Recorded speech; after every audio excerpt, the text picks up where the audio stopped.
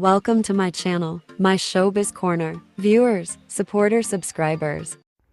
Hello mga ka-showbiz, magbabalik serye itong si Jody Santa Maria, isang dramatic actress at Best Asian Actress sa buong Pilipinas at buong Asia sa kanyang new teleserye sa TV, of course sa national TV ng ABS-CBN na pinamagatang Lavender Fields, ang leading man at makakasama ni Jody Santa Maria sa naturang malaking serye ay si nag-iisang Jericho Rosales na magbalik serye din. Kumbaga, silang dalawa, mga bigating star ng ABS-CBN Kapamilya Network, Jody Santa Maria at Jericho Rosales sa isang bigating serye na Lavender Fields.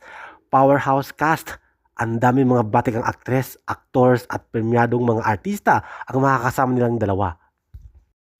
Ito ay bigating drama, all about revenge, kumbaga ang mangyayari sa serye na to at paghihiganti ang gagawin ni Jody Santa Maria sa ginawa sa kanya ng mga kontrabida na ginagampanan ni Ido Manzano at si Janine Gutierrez na karibal niya kay Jericho Rosales sa naturang serye.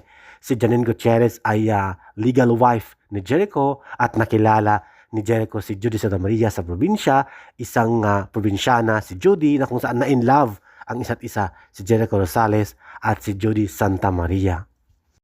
Nung nalaman ni Janine Gutierrez na may kabit at may kereda ang kanyang asawa na si Jericho Rosales, ay talagang pinatumban niya si Jody Santa Maria, katulong ang kanyang ama na si Ido Manzano habang wasak na wasak itong si Jody, nawala ang anak niya, kinuha ang anak niya. To the rescue ang nag-iisang diamond star na si Maricel Soriano para kay Jody Santa Maria.